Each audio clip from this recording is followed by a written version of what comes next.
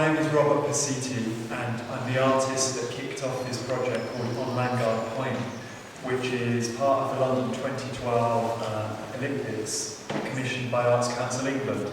And On Landguard Point has been a 2-year mass public research into notions of home for those of us that live in the 6 counties of the east of England. And one aspect of On Landguard Point is to dig into our land and see what we can find about homes of the past, and to see what we can discover about our homes today and our communities today. So we've been working with Carenza Lewis and her team from Access Archaeology Cambridge, and we're really delighted to be here working with you today. Thank you very much for hosting us here. And one of the things that's happening at the end of each dig, you're going to be given a bag with information in it today. We've made a series of 205 small silver symbols, and we're burying a silver symbol in each of the digs. So there's 205 digs across the whole of the east of England. And the symbols represent stories that people have been sharing with us as part of the People's Encyclopedia that we're writing for the east of England. And they're specific to Norfolk. There's 34 of them that will be buried today. And yeah, that's how we'll close the digs. But to talk about how we open the digs is Carenza Lewis. Okay, thank you very much, Robert. Morning, everybody. I'm brilliant to see so many people here, as has already been said. We're not going to have 10 of us speaking in relay over the next 3 hours. All I'm going to say now really is just a few words about the actual process of the digging. As soon as I finish talking, I will hand over to Ellie, who will do the really difficult job of the morning, which is allocating, matching up pits with... I've got 10 centimetres. 10 centimetres. 10 centimetres. Like that? Just thereabouts, yeah. So we're doing it in layers. Are we looking at 10 centimetres? Yeah, 10 centimetres, right. Yeah. Thank you for the advice. In case you have to do any more. The only trouble is that some of us are English and we don't understand this. So, where do I shove it? On there. Do you really want us to tell you? So, as a rough guide, are we talking about halfway down? What we'll do, I'm assuming that they've measured from the grass down. Right, so it's about the same again. Yeah, and then we'll go the same again, another 10 centimetres down. It's good to have an expert here. And then some of these have then got to sieve all that. I see. Over to there. Is that about right? That's or lovely, is that too much? Bit too much. Yeah. Really, what we need is what Val had brought with her, which was her sort of garden chair type thing. What you need is something to knead on, really. Comfort here for really. You should have brought kneading pads with us. Just a stone. Yeah, there's all just stones. Is that just a bit of stone? This is the finished stuff, isn't it? Yeah, well, that's the stone, isn't it? Yeah. I think you'll find that's a stone.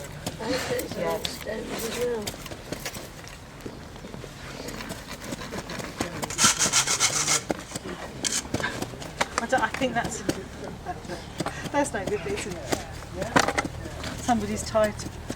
Well, you never know. String. Bit of string. Put it in the pot. Who knows? An exciting piece of string. Someone will probably tell you it's a rotten piece of string that a Roman soldier. Yeah, well, it's probably where they had bonfires and... But I suppose that's the sort of thing we have to... Well, she said just keep, man-made. yeah, anything that's man, just put anything in if you're not sure. It's It's the best way, Val.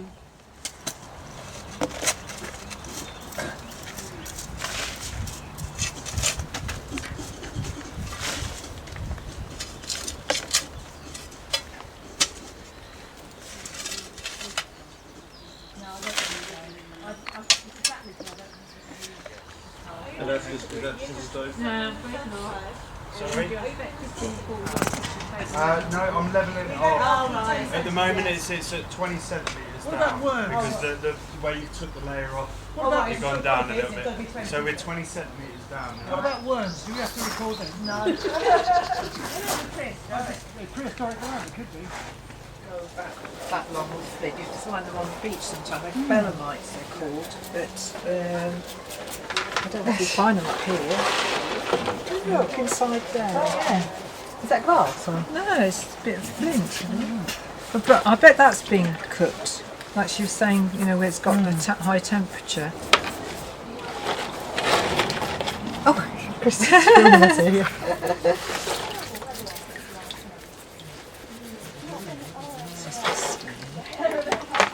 Through it then. Oh, the camera's out again.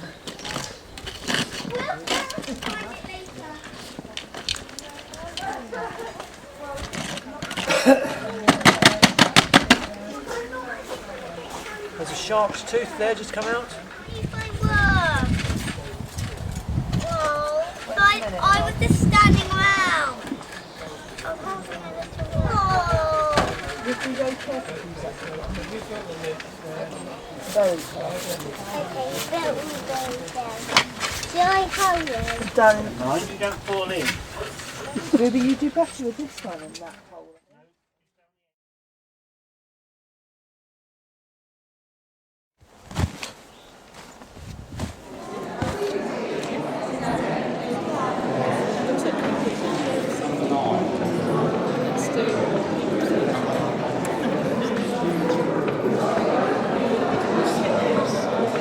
So could someone for test pit number 1, please, stand up and say we found. Thank you very much. Okay, test pit number 1, yes. Test pit number 1, I think it was about half a metre. Half a metre, great. And we found evidence of an old wall, some old nails, lots of some pottery, small amount of pottery. And Okay, so half a metre nails, pottery, Victorian pottery or anything I think else? so, yeah. Yeah. Yeah. Thank you. Okay, brilliant. Thank you very much. Well done. Test pit number 1. Right, test pit number 2, one of the pits at Paston Hall. Can someone from test pit 2, please? And we didn't find a huge amount there. We found some pottery, a really nice little piece of willow pottery, and an 18th century piece, a few nails, and quite a lot of brick. We got down to context 4 where we found tree roots, and below that we just found some brick. So there wasn't a huge amount there. And we planted our 10 charm, which is going to go on the back of the room. So, yeah. Brilliant, thank you. Okay, test pit 21, Melton Lodge, Munsley Road. Pot which somebody identified as being medieval, and we heresy was the little giant. What we'll do when we get the pottery report back is produce a series of maps showing which bits of Paston, or the area generally covered with the test pits, have produced pottery of different dates. So you'll be able to look at the website and look at those maps and see what's turned up from where. So I think all I really want to do now is, I'm not going to attempt to upsum and say, right, okay, what we know now is, because we're really at too early a stage for that.